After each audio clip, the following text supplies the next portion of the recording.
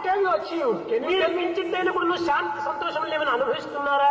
Have you been able to enjoy a little of A peace? మానవుని పెట్టినప్పటికీ what you want అంటే I want piece, I want piece, I want piece.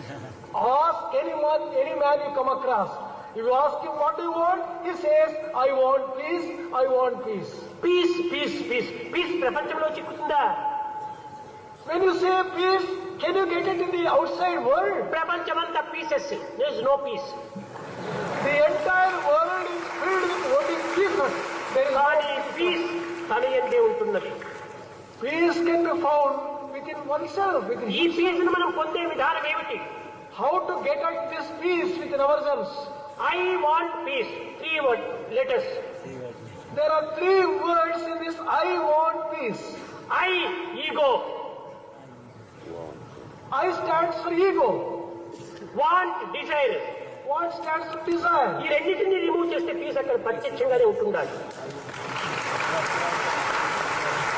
You remove this ego and desire, what is left is peace itself, directly one can experience. అది ఎప్పుడు నువ్వు శాశ్వతంగానే ఉంటుండాలి. Peace is always permanent, readily available. ఈ ego desires నుంచి piece ను pack చేసి పెడుతున్నారు. Peace is destroyed by this ego and desires. ఈ డిజైర్స్ ను కూడా నువ్వు కొంతవరకు తగ్గించుకోవాలి. Control your desires, reduce your ఏమి desires. డిజైర్స్, ఏమి డిజైర్స్, అబ్బా ఇంత అంత అని హద్దులు లేవు ఈ desires. What an amount of desires we are developing. There seem to be no limit, no end for our desires. అన్నిటికీ చింతనే. For everything, worry and పుట్టుట ఒక చింత, being born is a భూమి worry. నుండుట చింత, Living on earth is a worry. సంసారం ఒక చింత, Family life is a worry. చావు చింత, Death itself is a worry. బాల్యమంతయు చింత, Childhood is spent in worry. వార్ధక్యం ఒక చింత, Old age is spent in worry. జీవించుట ఒక చింత, Living itself is a worry. జీవించుట ఒక చింత, చింత చింత.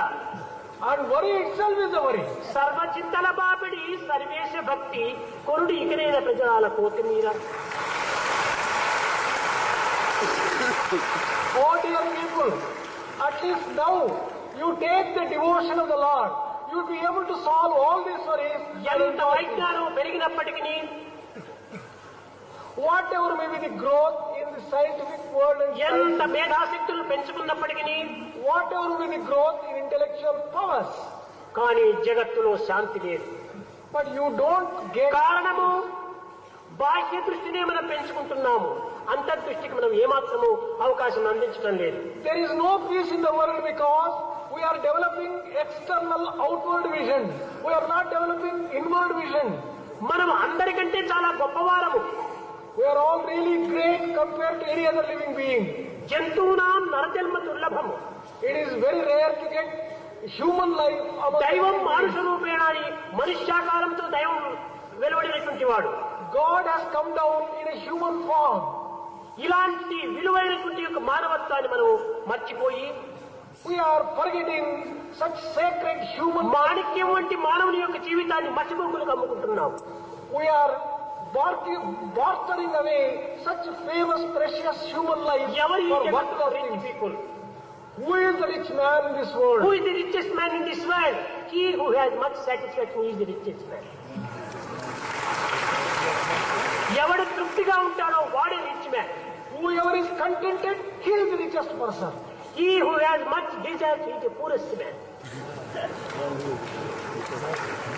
మనము ఈ విధంగా అన్ని ఉండి కూడా ఈ డిజైర్స్ పెంచుకోవడం చేత మనం చాలా బీదవారిగా తయారైపోతున్నాం. In spite of our having all the divine qualities in us, because of excessive desires, we are becoming very poor and ప్రేమ స్వరూపులారా, మీరు సాధ్యమైనంత వరకు